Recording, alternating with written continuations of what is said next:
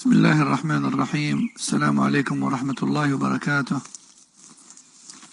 إن الحمد لله نحمده ونستعينه ونستغفره ونعوذ بالله من شرور أنفسنا ومن سيئات أعمالنا. من يهده الله فلا مضل له ومن يضلل فلا هادي له، وأشهد أن لا إله إلا الله وحده لا شريك له، وأشهد أن محمدا عبده ورسوله صلى الله عليه وسلم.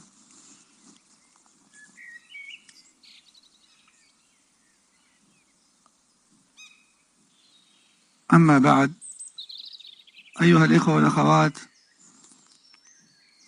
أمس أخذنا معا مقدمة في الحياة الزوجية، وكيف وأسباب نجاحها، وكيف أنها قد تكون هنيئة، وكيف قد تكون سبب شقاء في حياة العبد. وأخذنا مقدمة يسيرة في ذلك. Hier, nous avons fait une petite introduction dans le sujet et nous avons vu ensemble que la vie conjugale était un savoir-faire qui n'est pas donné à tout le monde, et que cela nécessitait beaucoup de sagesse, de tact et de maturité, et je dirais même d'intelligence dans le comportement avec l'autre. Et on a vu quelques causes du bonheur et quelques causes du malheur. Et parmi les causes du bonheur ou du malheur, il y a toujours le bon ou le mauvais époux ou épouse. Cela fait partie des causes principales du bonheur ou du malheur dans la vie de la personne. Donc c'était une petite introduction dans le sujet. والحياة الزوجية تبدأ بالزواج، والزواج يبدأ بالاختيار. Et la vie conjugale commence par le mariage. Et le mariage, lui, il commence par le bon choix. Le bon choix de la personne avec qui on va se marier. إن المرحلة الأولى في طريق الزواج هي مرحلة الاختيار، ولعل هذه المرحلة هي أشق المراحل، ولا يزال الرجل يقلب أوراقه يبحث عن شطره الآخر، والمرأة تنتظر أن يأتيها رجل يبدد وحدتها وخوفها إلى عالم مليء بالطمأنينة والأنس، مع خوف من جانبها أن تصطدم بواقع مخيف ومستقبل مجهول. L'étape la plus importante, et je dirais même la plus difficile dans un mariage, c'est l'étape du choix de la personne. Parce qu'une personne a en elle des caractères que l'on peut changer, tandis que d'autres qui sont ancrés et qui font d'elle ce qu'elle est, et qui sont malheureusement quasiment impossibles à changer. Et donc, la première étape et la plus difficile, c'est le choix de la personne.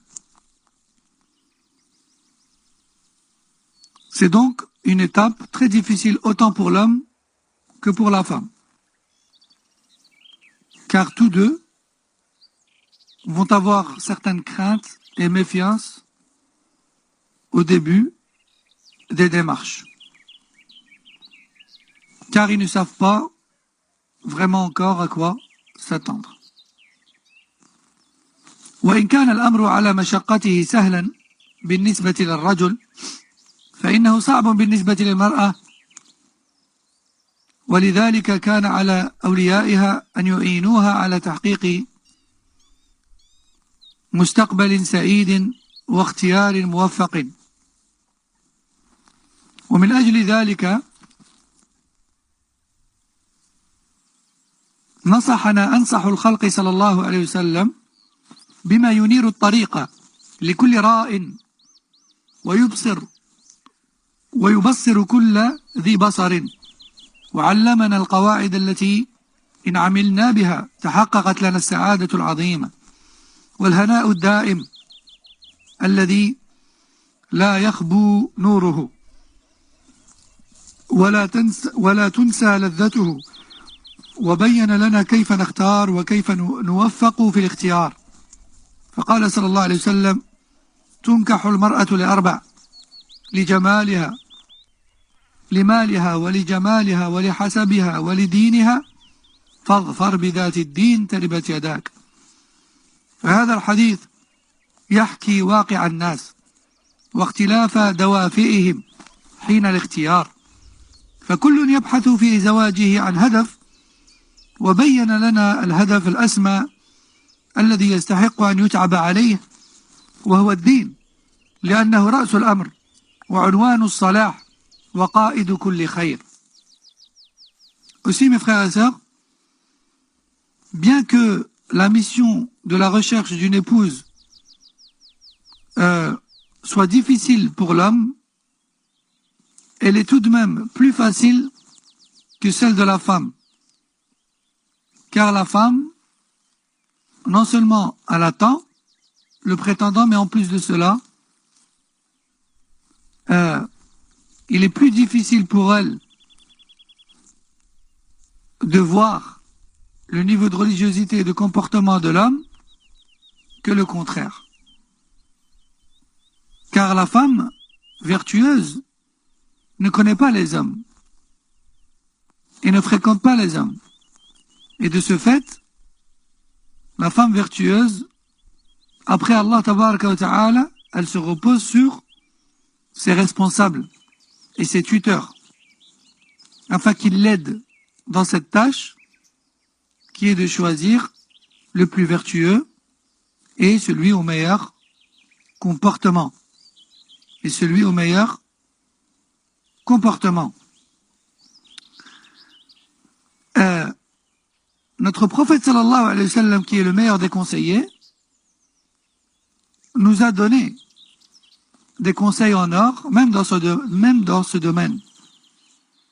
Il nous a donné un conseil dans le choix du prétendant ou de la prétendante, afin de ne pas regretter ce choix. Le prophète sallallahu alayhi wa sallam a dit aux hommes: Tunkahul mar'atu li arba. La femme a pour habitude d'être épousée et sollicitée pour 4 choses. Soit pour ses biens, ou pour sa beauté, ou pour son rang social, ou encore pour sa religion. Choisis donc particulièrement et opte particulièrement pour celle qui a la religion, si tu ne veux pas être perdant en fin de compte. Choisis donc celle qui a la religion, si tu ne veux pas être perdant en fin de compte. Combien de personnes se focalisent sur des choses qui sont secondaires par rapport à la religion? Certes, le reste peut être très important aussi, car il y a des hadiths dans lesquels le Rasoul sallallahu alayhi wa sallam recommande à ses compagnons de regarder celles qu'ils souhaitent épouser afin d'être sûr qu'elle leur plaise pour ne pas le regretter plus tard, afin d'être sûr que celle avec qui il va partager toute sa vie, Inch'Allah, lui plaît vraiment. Mais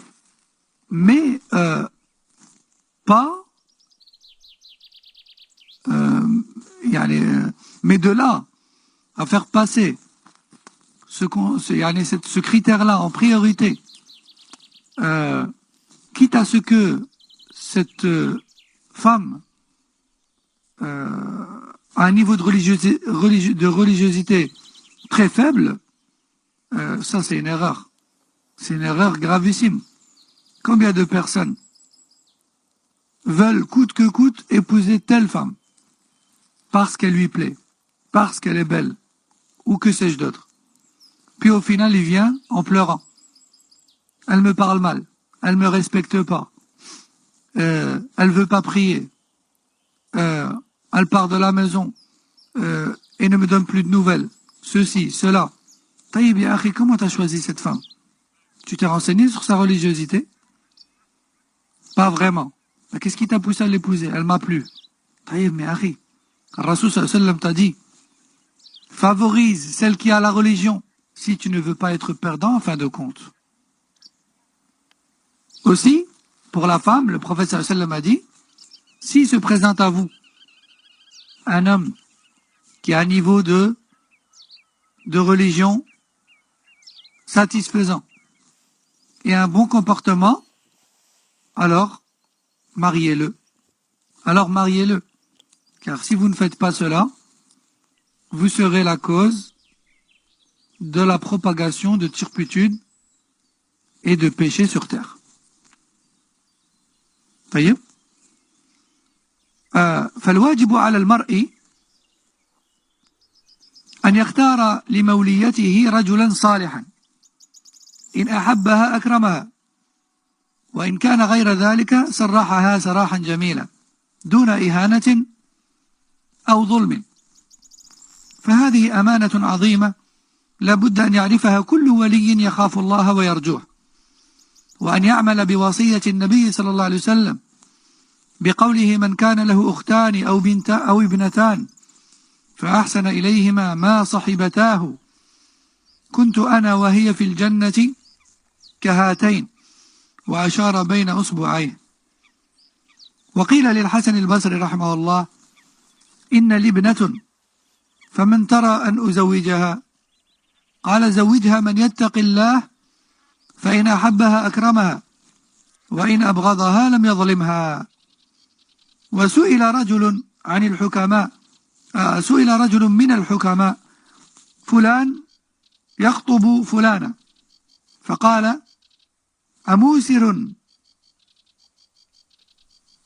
من عقل ودين قالوا نعم يعني هل هو ذات عقل ودين قالوا نعم قال فزوجوه إياها وقد قيل وأول خبث الماء خبث ترابه وأول خبث القوم خبث المناكح. Donc, il incombe aux tuteurs et aux responsables des femmes, que ce soit les pères ou les frères, ou les oncles ou les grands-pères ou autres, quel que soit le tuteur de la femme en question. Il incombe à ce tuteur de choisir pour sa fille ou celle pour laquelle il est tuteur un homme pieux. Pourquoi un homme pieux? Pourquoi un homme droit? Car s'il aime sa femme, alors il sera généreux et bienfaisant envers elle.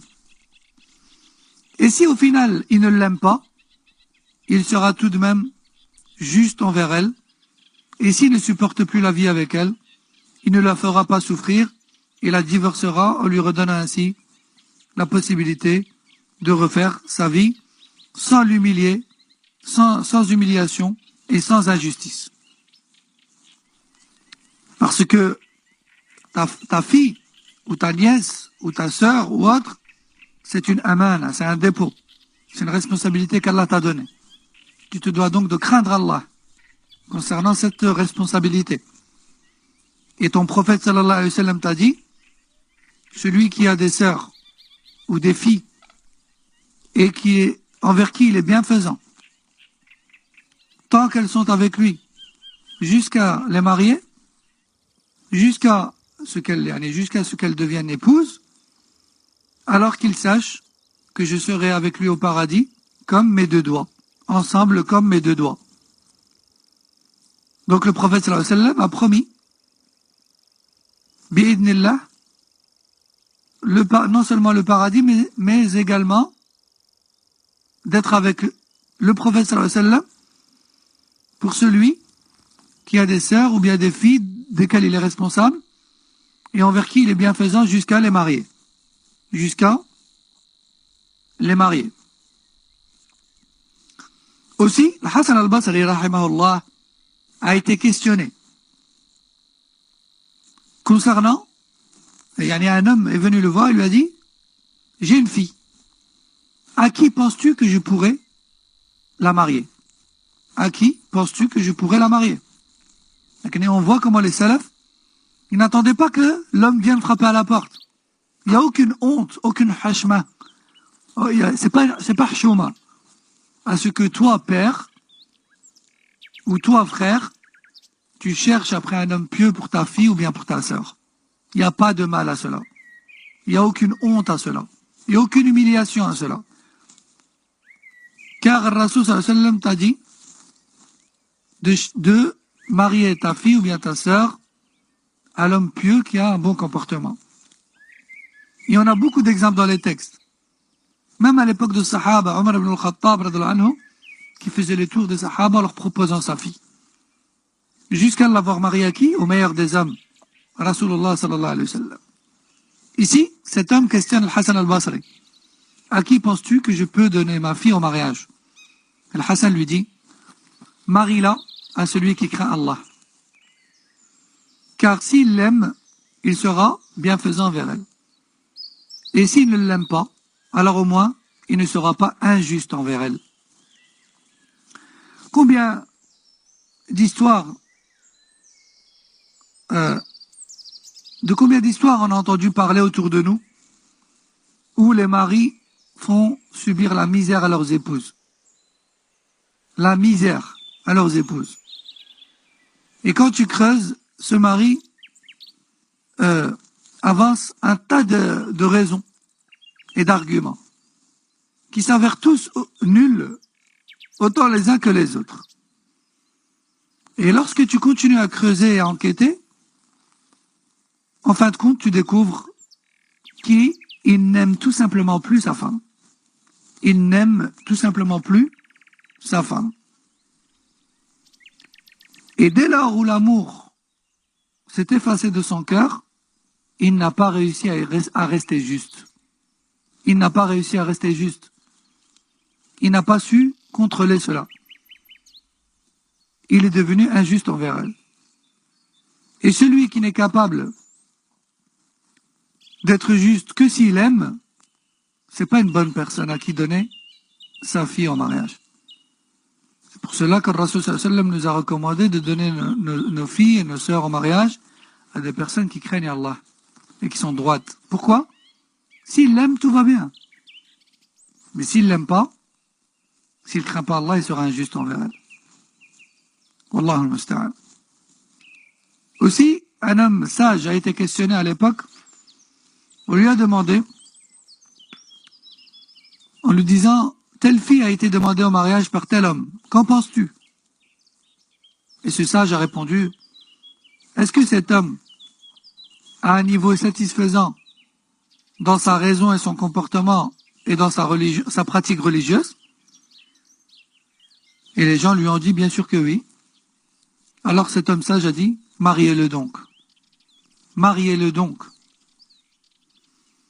وعلى الرجل أن يفتش عن زوجة تحمل معاني الوفاء في قلبها في سفر ربما يطول وليعلم أن الزوجة صديق العمر ولا بد لهذا الصديق أن يكون وفيا إن كتب الله وأكمل الدرب أو إن تفرقا أن يتيسر أو عفوا أن يستر العيب وإن افترقا أن يستر العيب فلا بد أن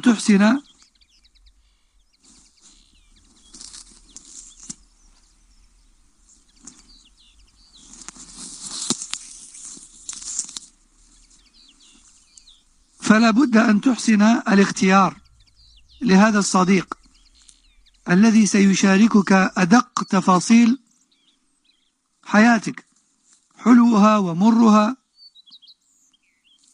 طويلها وقصيرها فرحها وحزنها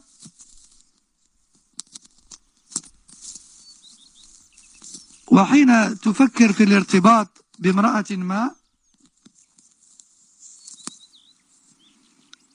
ضع أمام عينيك هذا السؤال: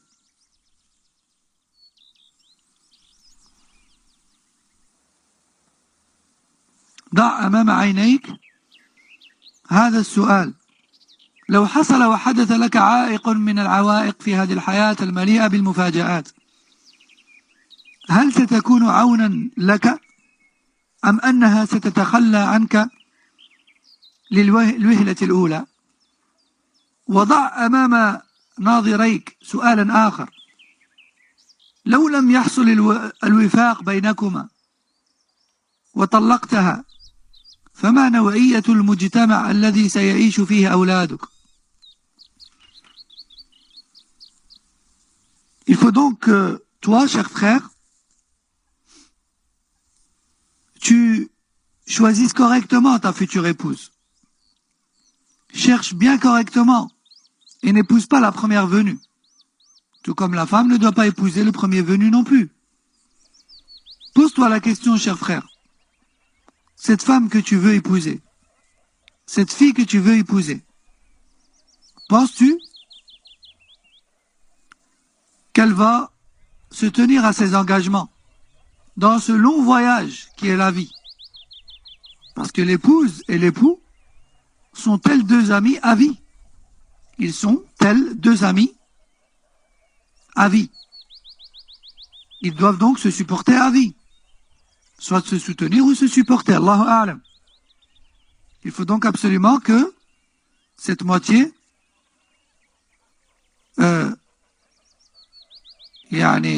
tienne son engagement jusqu'au bout. Et si, par destin, vous vous séparez en cours de route, par un divorce, va-t-il ou va-t-elle être suffisamment pieux ou pieuse que pour cacher tes défauts auprès des gens? Ou va-t-il ou va-t-elle, dès votre séparation, divulguer aux gens tous tes défauts? Ça, c'est une question très importante que tu te dois de te poser. Aussi, une autre question importante. Cette femme avec qui tu vas te lier, ou cet homme avec qui tu vas te lier pour la vie, penses-tu que c'est une personne qui va te soutenir et rester à tes côtés, quoi qu'il arrive? Ou bien va-t-il ou va-t-elle t'abandonner à la première difficulté, au premier accident ou au premier imprévu qui chamboule votre vie? Aussi une autre question importante. Cette personne avec qui tu veux absolument t'engager pour la vie, si, par destin, tu venais à te séparer d'elle, par le divorce, est-ce que la société dans laquelle tu ou elle vit, est-ce qu'elle va favoriser la droiture de tes enfants, qui seront ou qui auront dès lors des parents séparés et une vie perturbée? Est-ce que la société dans laquelle l'autre va se trouver avec les enfants, est-ce que c'est une société favorable pour tes enfants ou défavorable? Parce que lors de la séparation, forcément les enfants finissent en garde avec l'un ou avec l'autre. Donc, cette personne avec qui les enfants vont finir, vit-elle dans une société qui est favorable ou défavorable pour tes enfants? Et oui, il faut penser à tout dans la vie. Avant même de se marier, il faut déjà penser aux enfants, il faut déjà penser très loin, même aux éventuels malheurs qui pourraient se produire et qu'Allah nous en préserve. Tout ça, c'est important. Et c'est là qu'on voit qui est préparé et qui ne l'est pas. Et après, on verra que, après le mariage et lors du début de la vie commune, il y a encore un tas de choses qui vont venir, qui vont se présenter. Et là, encore une fois, beaucoup de gens ne seront pas préparés malheureusement. طيب ومما يعينك على الاختيار أن تنظر إلى سلوك والدة المرأة، إلى سلوك والدة المرأة التي ترغب في الارتباط بها، فإنه ومن خلال التجارب الطويلة تبين أن الغالب في البنت أنها تكتسب سلوك والدتها مهما كان مستوى البنت، جامعية أو دكتورة أو حتى غير متعلمة، وأمها على عكس ذلك. لذلك اسأل جيدا عن والدتها، وهذه leyset قاعدة لا تقبل الجدل، ولكن ربما كانت أغلبية. Et il se peut qu'une personne nous dise, ouais, mais comment veux-tu que je sache si cette prétendante, yani, si elle est comme ça ou comme ça, yani, comment elle est? Comment veux-tu que je sache comment elle est? Alors que je ne la fréquente pas, alors que je veux faire les choses dans les règles. La réponse est simple. Les règles ne peuvent mener qu'au bien. Et les règles, yani, les interdictions et les limites d'Allah tabaraka wa ta'ala ne nous empêchent pas de voir clair dans une chose. Plutôt, elles nous aident à voir clair dans une chose. Combien de personnes se fréquentent durant des années en croyant que c'est celui-là ou celle-là et personne d'autre? Et dès qu'ils se marient, quelques mois après, c'est la guerre. Pourquoi? Car le shaitan leur embellissait les choses. Le shaitan, il embellit le haram. De 1. Et de 2, vivre H24 ensemble, c'est pas comme se voir 1 heure ou 2 heures par jour, où on se met sur 131 et on adopte son meilleur comportement. On peut faire semblant 1 heure, 2 heures, 3 heures, une journée, 2 journées, un week-end, mais on peut pas faire semblant une vie entière. Ça, c'est pas possible. À un moment donné ou à un autre, les personnalités ressortent. Et comme on dit, chasser le naturel, il revient au galop. Donc, la solution, c'est pas de faire le haram. C'est pas de se fréquenter. La solution, c'est les règles d'Allah tabaraka wa ta'ala. Ah, comment donc faire pour savoir comment est cette prétendante? Eh bien, les gens de science et d'expérience conseillent de chercher à savoir comment est sa mère. Comment est sa mère. Car en général, la fille suit sa mère. Et en général, la fille ressemble à sa mère. Je dis bien en général parce que je sais que certains se disent derrière leur écran, ouais mais pas toujours, ouais, moi je ressemble pas à ma mère. Eh bien, peut-être qu'à tes yeux, tu ressembles pas à ta mère, mais si une personne venait à te regarder de l'extérieur et regarder ta mère à côté, forcément, elle remarquera beaucoup plus que toi, car le regard extérieur a une vue d'ensemble meilleure que le regard de l'intérieur. Bien sûr, c'est pas une règle sans exception, c'est pas une règle applicable à toutes les femmes, mais à la majorité des femmes. À la majorité des femmes. Et subhanallah, les gens de science et d'expérience disent que peu importe le niveau intellectuel de cette femme, qu'elle ait fait des études ou non, en général, elle ressemble à sa mère dans pas mal de points. Pourquoi? Car c'est sa mère qui l'a élevée et forcément elle lui a transmis, non seulement dans les gènes, mais également dans l'éducation, pas mal de choses. Donc, l'observation de la mère permet d'en savoir beaucoup sur la prétendante. ولذلك فإن إطلاق التعليقات الساخرة والاستهزاءات المنفرة من قبل أناس على والدات زوجاتهم فبات الناس يتداولونها وتعيش في عقولهم هذه الفكرة ما كان ذلك إلا لأنهم ابتلوا بحموات سيئات. ومن الخطأ أن يعمم هذا الحكم، فإن من الحموات من كانت عونا للرجل على ابنتها تكتم السر وتبني البيوت ولا تهدم وتجعل القليل من زوج ابنتها كعظم الجبال.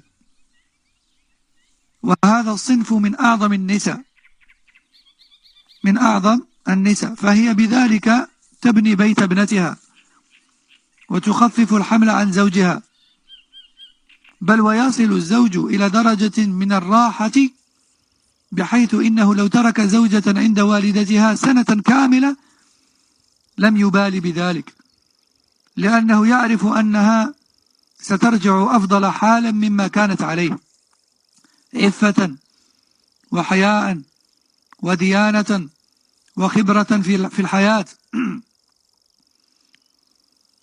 وهذا إنصاف لبعض الحموات ممن يتمتعن بصفات الخير ويتجنبن الحسد والغيرة من بناتهن، وكأنهن عدوات لسن،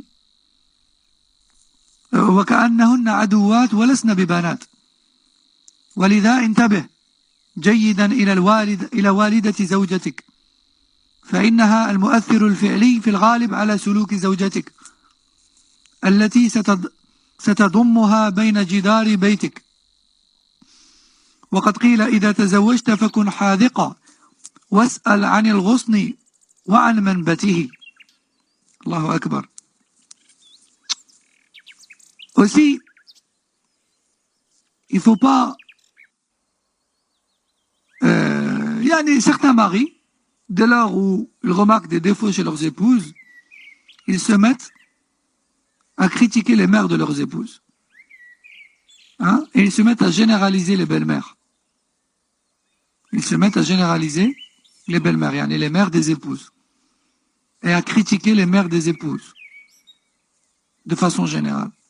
Parce qu'il a remarqué un défaut, un seul défaut, chez sa femme, qui est en commun chez sa belle-mère, il se met à généraliser et à critiquer toutes les belles-mères. Et ceci est une erreur. Et ceci est une erreur qui n'est pas acceptable. Il ne faut pas généraliser. Combien de belles-mères sont un soutien pour leur beau-fils? Combien de belles-mères aident leur beau-fils à construire son foyer? Combien de belles-mères soutiennent leur beau-fils et conseillent leur fille dans le bon sens? Combien de belles-mères sont des causes de repos pour leur beau-fils? Au point où, si ce beau-fils laisse sa femme chez sa belle-mère, pendant des années, il n'a aucune crainte. Car il sait qu'elle va revenir meilleure. Il sait qu'elle va revenir meilleure. Que cela soit sur le plan de la pudeur, ou le respect, ou la droiture, ou l'expérience de la vie, etc. Il sait que sa belle-mère est une bonne influence. C'est pour cela qu'il faut faire très attention à la belle-mère. Dans le sens où, si la belle-mère est une bonne influence, alors n'hésite pas à faire en sorte à ce que ton épouse ait un maximum de contact avec sa mère et de rendre visite à sa mère. Mais dans le cas contraire, eh bien, il faudra peut-être malheureusement limiter les contacts. Attention, je n'ai pas dit couper. Car couper, ça peut être dans une nécessité extrême, dans un cas de figure extrême, et cela revient au savant et nécessite une fatwa. Non. J'ai dit limiter, je n'ai pas dit couper. Donc je disais que la belle-mère, donc la mère de ton épouse, a beaucoup d'influence sur ton épouse. Et un poète a dit, à l'époque, si tu te maries, alors sois très observateur. Demande après la branche, mais également après le tronc. Enquête sur la branche, mais également après le tronc duquel vient la branche. Hein? C'est pour ça que chez nous, il y a un proverbe qui dit et ça, c'est un proverbe qui est véridique. Celui qui épouse une femme, il épouse en réalité sa famille par la même occasion. Vous voyez? Parce que sa famille, elle a une influence sur elle. Et elle est en contact avec eux. Vous voyez? فالحمد لله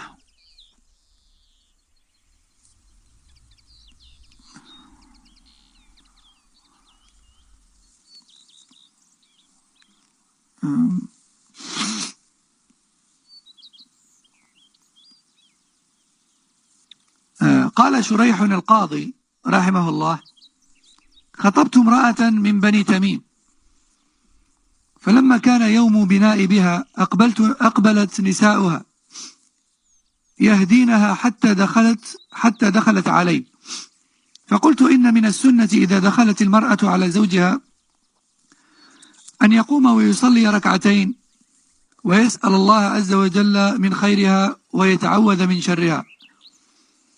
فتوضأت فإذا هي تتوضأ بوضوئي، وصليت فإذا هي تصلي بصلاتي، فلما خلا البيت دنوت منها فمددت يدي إلى ناحيتها فقلت: على رسلك يا أبا فقالت: على رسلك يا أبا أمية. ثم قالت: الحمد لله أحمده وأستعينه وأصلي على محمد وآله، أما بعد، فإني امرأة غريبة لا علم لي بأخلاقك، فبين لي ما تحب فآتيه، وما تكره فأجتنبه، فإنه قد كان لك منكح في قومك، ولي في قومي مثل ذلك، ولكن إذا قضى الله أمرا كان مفعولا، وقد ملكت فاصنع ما أمرك الله به، إما إمساك بمعروف أو تسريح بإحسان. فقلت: الحمد لله أحمده وأستعينه وأصلي وأسلم على محمد وآله وصحبه، أما بعد، فإنك قلت كلاما إن ثبت عليه يكن ذلك حظا لي، وإن تدعيه يكن حجة عليك، أحب كذا وأكره كذا، وما رأيت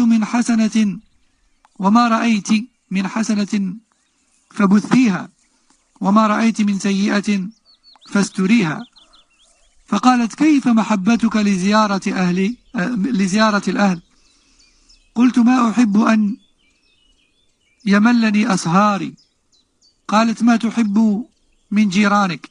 أن يدخل دارك آذن له، ومن تكره أكرهه.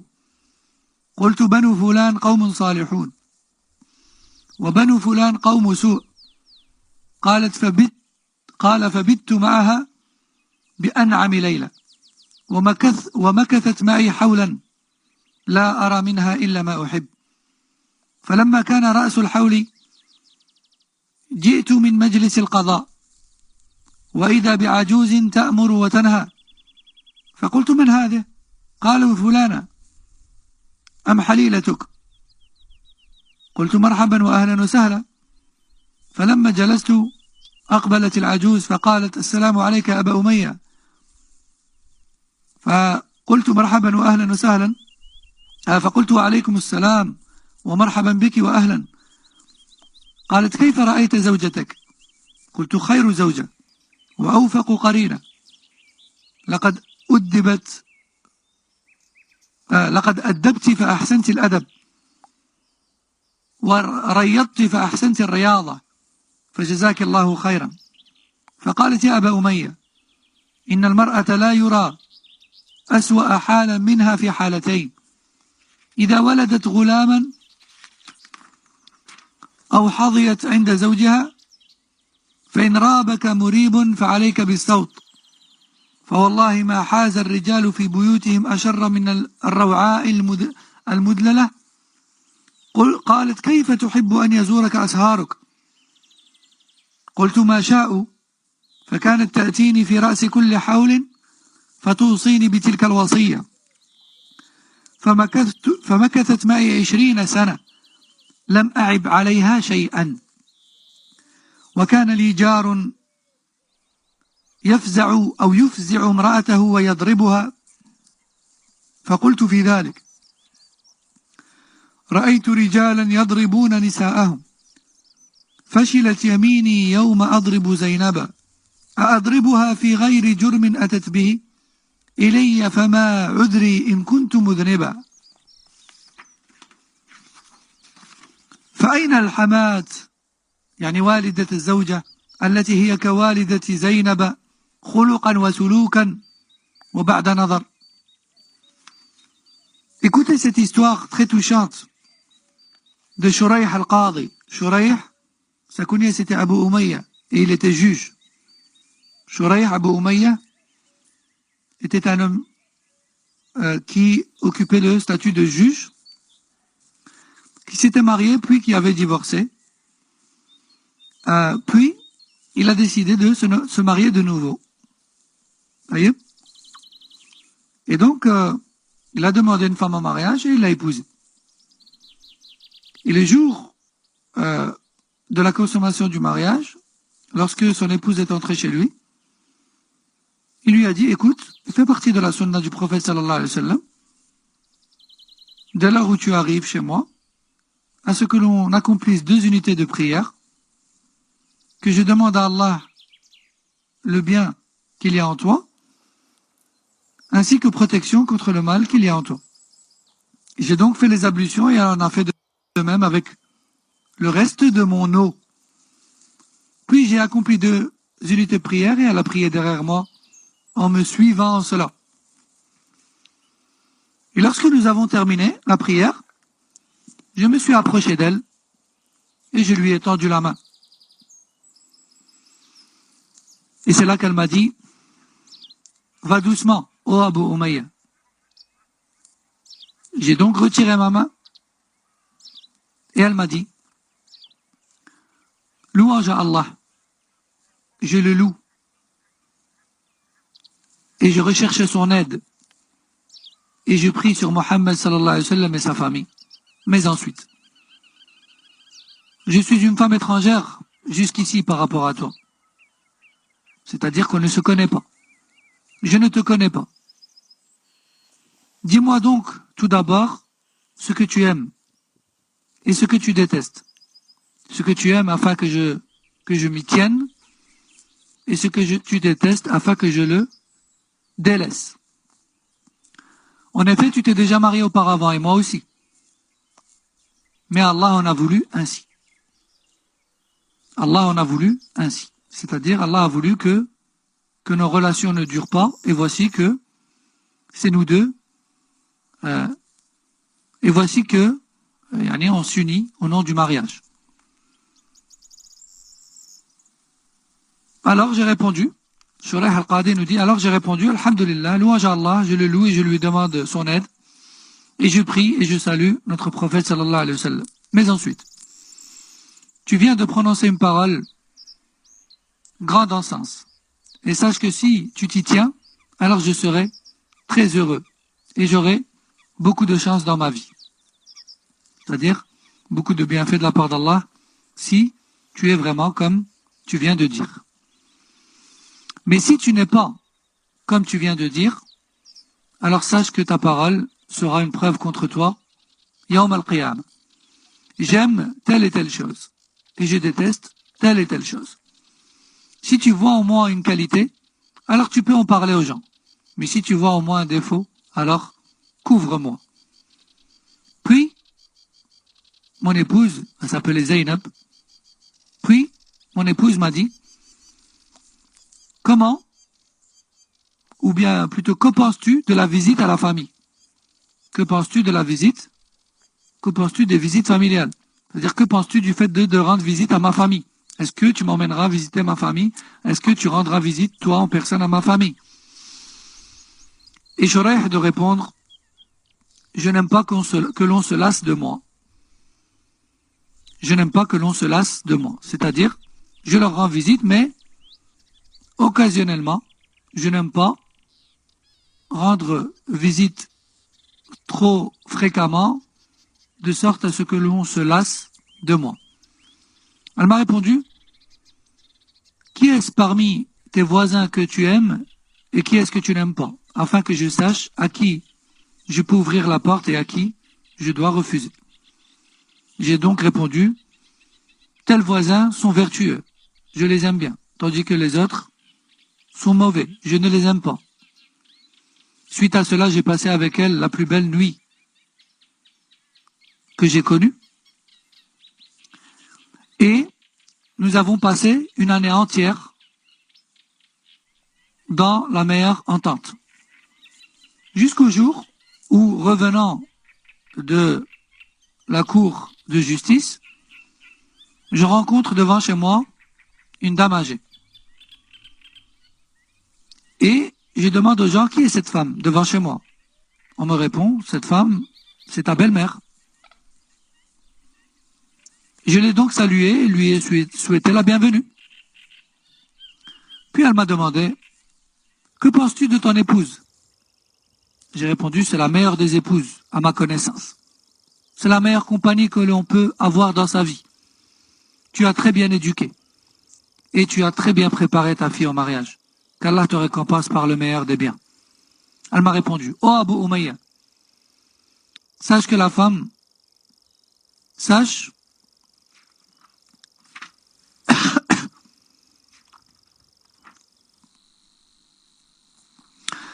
que la femme, sache qu'il y a deux situations ou deux moments où la femme est la plus difficile à supporter. Sache qu'il y a deux moments où la femme est la plus difficile à supporter. Après accouchement et lors des règles. Après accouchement et lors des menstrues. Et si tu la vois dévier du droit chemin religieusement et sur le plan religieux et comportement et sur le plan du religieusement, dans sa religiosité et dans son comportement, alors n'hésite pas à la corriger et à la rectifier. Et sache, par Allah, qu'il n'y a pas pire pour un homme que d'être humilié par son épouse. Ensuite, elle m'a demandé, à son tour, que penses-tu de la visite de ta belle famille à toi? Que penses-tu de la visite de ta belle famille à toi? J'ai répondu, ils peuvent venir quand ils veulent. Ni par politesse, il me dit, ils peuvent venir quand ils veulent. Alors, ma belle-mère venait me voir une fois par an. Une fois par an. Et à chaque fois qu'elle venait, elle me redonnait les mêmes conseils. J'ai vécu ainsi 20 ans avec Zainab, sans avoir aucun souci. Et j'avais un voisin qui passait son temps à frapper sa femme. J'ai donc écrit ces vers poétiques. Certains hommes passent leur temps à frapper leurs épouses, tandis que moi, ma main est paralysée face à la mienne. Tandis que moi, ma main est paralysée face à Zainab. Pourquoi est-ce que je la frapperai alors qu'elle n'a rien commis de mal? Et si je venais à commettre ce péché, que vais-je donc répondre? Que vais-je donc répondre? Alors, où sont ceux qui généralisent en disant que les belles-mères sont toutes infréquentables et sont toutes des mauvaises influences? Par Allah, c'est faux. Toutes ne sont pas mauvaises. Certes, malheureusement, il y a des mauvaises belles-mères, mais toutes ne le sont pas. كما يجب أن تختار في زواجك البيت الطيب ذا السمعة الطيبة والذكر الحسن لأنهم سيكونون أخوالا لأولادك فتأمل جيدا في خالة أولادك التي ستدخل على أختها متى شاءت وانظر إلى أخوال أولادك كيف هي أخلاقهم فلعل من الضروري بعد السمعة الطيبة دينا ودنيا أن يكونوا أقوياء الشخصية حتى لو قدر وحصل نزاع أن تجد أمامك رجالا تستطيع أن تخاطبهم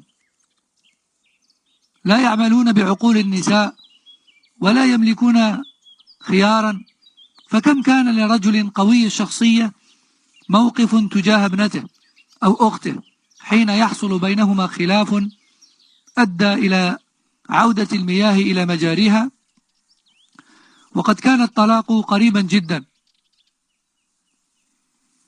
Aussi, lorsque tu veux choisir ton épouse, eh bien, tâche par la même occasion de frapper à la porte d'un bon foyer.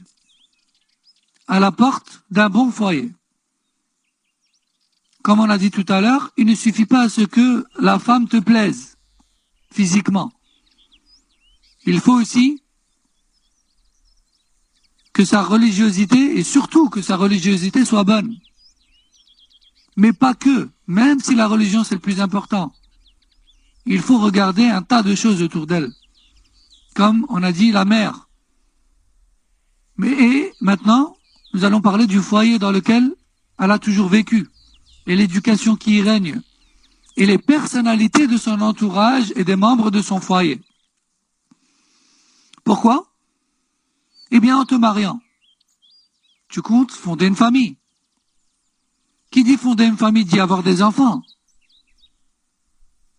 Qui dit avoir des enfants dit que tes beaux-frères et tes belles-sœurs vont être les oncles et les tantes de tes enfants,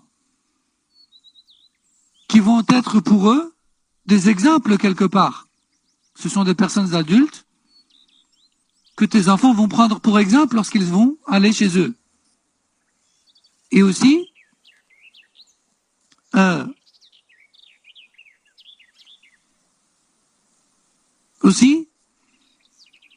qui dit un bon foyer, autant sur le plan de la religion que sur le plan du comportement, il faut aussi que ce foyer-là, c'est-à-dire le foyer de ta future épouse, contienne des personnes aux fortes personnalités. Un père et des frères qui ont des personnalités fortes et solides. De sorte à ce que si demain tu as un conflit dans ton foyer, tu trouveras devant toi de vrais hommes. Et quand on dit des vrais hommes, c'est-à-dire des personnes qui réfléchissent comme des hommes, et qui parlent comme des hommes, qui analysent comme des hommes, qui tranchent comme des hommes, qui conseillent comme des hommes, et non pas comme des femmes. Je ne veux pas dire par là que la femme ne sait pas trancher, ou ne sait pas écouter, ou ne sait pas analyser une situation. C'est tout simplement que la réalité nous prouve que la femme est beaucoup plus facilement influencée par les sentiments. Donc, la femme va très souvent être influençable par les pleurs de l'un ou de l'autre, par l'air triste que prend l'un ou l'autre, et va beaucoup plus facilement prendre parti. Tandis que l'homme, qui pense comme un homme, qui réagit vraiment comme un homme, qui écoute comme un homme et qui analyse vraiment comme un homme, et non pas comme une femme, lui, il va plus facilement être juste, plus facilement être neutre, et moins facilement se laisser emporter par les sentiments. Et attention, on ne dit pas que tout homme fonctionne comme ça. Non, il y a des hommes qui fonctionnent comme des femmes, qui sont trop influencés par les sentiments.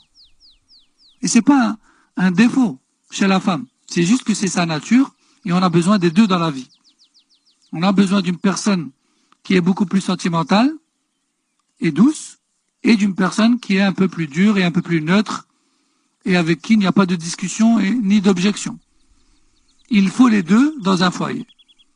Et Kuffar et Muslimines sont tous unanimes sur le fait que les enfants ont besoin d'une référence masculine et d'une référence féminine, parce que l'un donne le sérieux dans la vie, et la fermeté dans la vie, l'exemple en cela, et l'autre donne l'exemple de la douceur et des sentiments et de l'affection, etc. On a besoin des deux. Mais, ceci dit, vu que chacun sa nature et sa façon de fonctionner, eh bien, en fonction des situations, l'un ou l'autre va être plus efficace pour prendre l'un ou l'autre rôle. Donc je reviens et je dis, lors d'un conflit, il est bon d'avoir face à soi un beau-père et des beaux-frères qui ont de fortes personnalités, qui savent écouter et analyser en restant juste, en ne prenant pas parti, et en avançant en donnant et en tranchant dans les affaires avec justice, quitte à ce que ce soit contre sa propre fille ou contre son propre fils. Allah Azza wa Jal dit وَإِذَا قُلْتُمْ فَعْدِلُوا وَلَوْ كَانَ ذَا قُرْبَى. Lorsque vous parlez, soyez juste, même si c'est envers un proche, même si ça va à l'encontre d'un proche. Donc ça, c'est important. Et combien de conflits familiaux sont dus à l'absence de cette forte personnalité? Sa femme lui fait la misère. D'accord? Puis elle va pleurer dans sa famille dès qu'il lui réplique en tant qu'homme humilié. Puis lorsque cet homme va frapper à la porte de ses beaux-parents, sans même avoir été entendu, on le rejette, on l'insulte, et on lui dit t'as rien à faire là. On lui dit peut-être même dans certaines situations, ce n'est plus ta femme, nous l'avons décidé, tu ne verras plus tes enfants, et j'en passe. Donc on voit clairement que ce genre de père, ce genre de beau-frère, ce genre de réaction n'est pas celle qu'ils doivent avoir. Peut-être qu'effectivement, dans certains cas, le mari est fautif. Mais encore faut-il écouter les deux parties posément, avec un état d'esprit neutre et juste, pour trancher à la fin. Si le verdict final est le même, d'accord. Mais après avoir écouté, et après avoir été sûr que ce verdict est juste, pas avant. Et malheureusement, très souvent, c'est la mauvaise réaction qui est... c'est la mauvaise méthode qui est adoptée. Et ça va dans les deux sens, bien sûr. Hein. Autant chez la belle famille côté mari que côté femme. Donc, le dernier passage pour aujourd'hui, Inch'Allah. أما بالنسبة للصفات الذاتية للفتاة التي سترتبط بها فيجب أن تسأل عنها أدق الأسئلة من جميع الجوانب لأنك سترتبط بها ارتباطا وثيقا. الأصل أنه سيبقى إلى حين رحيل أحدكما عن الدنيا.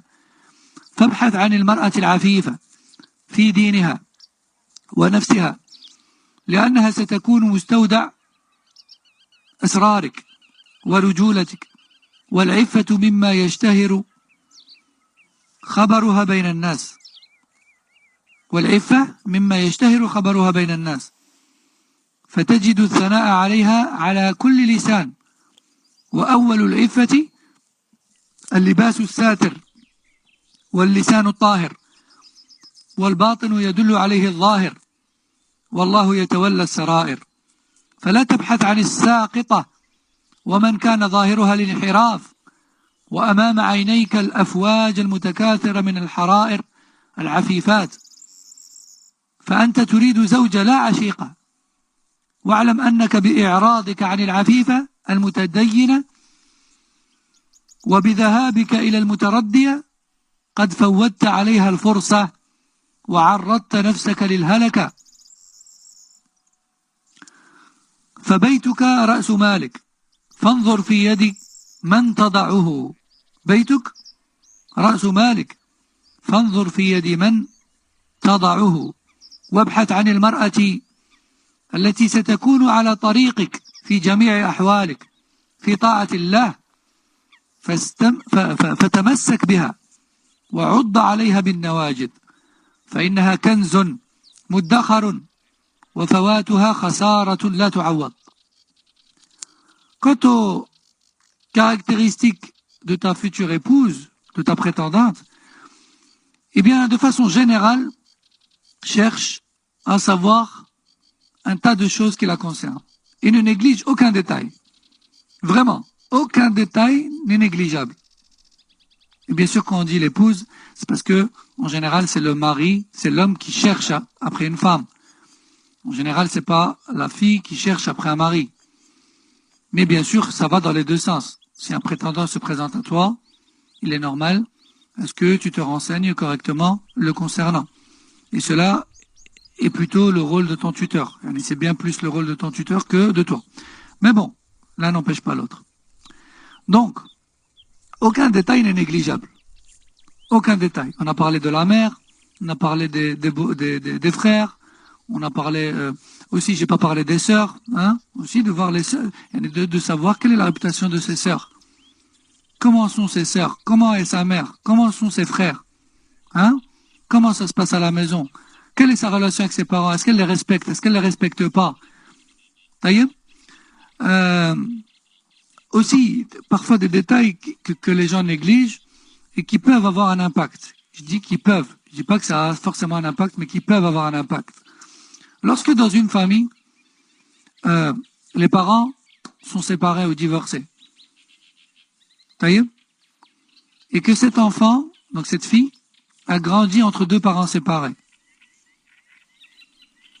Il est important de chercher à savoir comment est la relation entre ces parents séparés.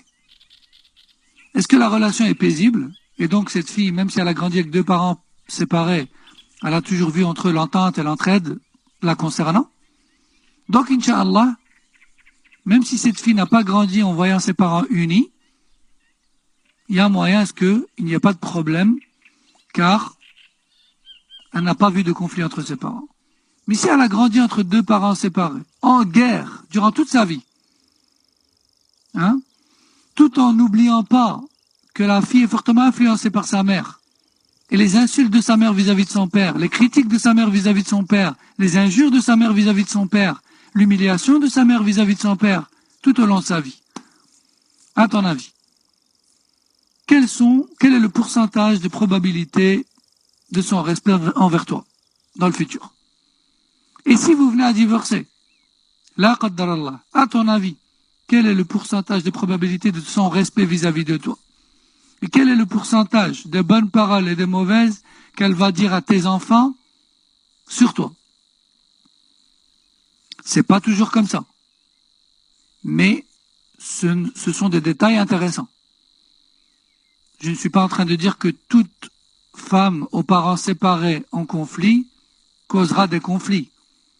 Mais je dis que ce sont des choses importantes à savoir, peut-être pour lui poser la question tout simplement. Est-ce que tu es consciente, par exemple, que telle situation que tu as vécue ou que tu as vue chez tes parents, ce n'est pas normal? Si elle dit non, pour moi c'est normal, il a fait ceci ou elle a fait cela, alors sincèrement c'est pas très bon. Mais si elle dit bon ben ça c'est des histoires d'adultes, moi ça me regarde pas, je considère mes parents au même niveau et effectivement le comportement de ma mère à tel moment ou le comportement de mon père à tel moment est une faute et donc moi je suis consciente qu'il faut pas que je suive cette voie et que je les prenne pas par exemple en cela. Alors alhamdulillah. Mais on est en train de parler des détails sur lesquels il faut se renseigner et qu'il ne faut pas négliger. Et de même chez l'homme. Pareil chez le prétendant. Pareil. Le même impact. Et etc. parmi les détails. Il y en a beaucoup. Les fréquentations, les amis, le parcours, etc., etc. Donc aucun détail n'est négligeable parce que cette personne, tu vas passer toute ta vie avec jusqu'à ce que, comme on dit chez nous, jusqu'à ce que l'un enterre l'autre, comme on dit. C'est-à-dire jusqu'à la mort, jusqu'à ce que la mort vous sépare. Naam. Donc, cher frère, toi qui cherches une épouse, cherche l'épouse qui va te procurer le repos dans cette vie, hein, et qui va aussi te donner une bonne réputation et un bon honneur. Parce que si tu te maries avec une femme qui est à côté de la plaque, comme on dit, sur le plan religieux, hein, qui s'habille mal, qui provoque les hommes, qui est vulgaire et perverse, et j'en passe, et qui ne respecte même pas ses parents, et qui ne respecte pas les gens, mais juste parce qu'elle t'a plu physiquement, et puis qu'ensuite tu te plains qu'elle veut pas se voiler, tu te plains que les gens la sifflent dans la rue, tu te plains que les gens la décrivent, tu te plains que les gens disent de toi que tu n'as pas d'honneur et que ta femme est une tordue, tu te plains de ceci ou de cela. Mon frère, c'est tout à fait normal. Tu n'as pas cherché une épouse, toi. Tu as cherché une copine. Tu as cherché un amour éphémère. Tu as cherché la petite flamme et l'étincelle du début, et puis après tu t'es rendu compte de la réalité. Et ça, si je m'attarde dessus, c'est parce que c'est le cas de beaucoup de gens malheureusement. Donc tâche de chercher une épouse si tu veux une vie paisible, jusqu'à la mort, et ne cherche pas juste une amoureuse. Ne cherche pas juste une copine. Hein? Wallahu al-musta'an. Et sache qu'en te détournant des vertueuses et pudiques, tu te prives d'un grand bien. Et tu te jettes dans, comme on dit, dans la gueule du loup. Et sache que ta maison et ton foyer, c'est ce que tu possèdes de plus cher de ta vie, dans la dunya yani, dans les biens matériaux. Ne mets donc pas ton foyer dans la main de n'importe quelle femme. Et cherche une femme qui va t'accompagner de la meilleure des manières, c'est-à-dire dans l'obéissance à Allah, subhanahu wa ta'ala. Et dès que tu la trouves, attache-toi à elle, accroche-toi à elle, avec les molaires, comme on dit. Car ce sera un trésor qu'il ne faudra surtout pas perdre. Tu devras être reconnaissant vers Allah Azza wa Jal à travers tes adorations et ton délaissement des péchés, afin de ne pas perdre ce bienfait qui est irremplaçable. Et ce sera bon pour aujourd'hui, Inch'Allah. Je vous donne rendez-vous demain à la même heure. Subhanakallahumma wa bihamdik. Ashhadu an la ilaha illa ant. Astaghfiruka wa atubu ilayk. Wa sallallahu wa sallam ala nabiyyina Muhammad wa ala alihi wa sahbihi. Assalamu alaikum wa rahmatullahi wa barakatuh.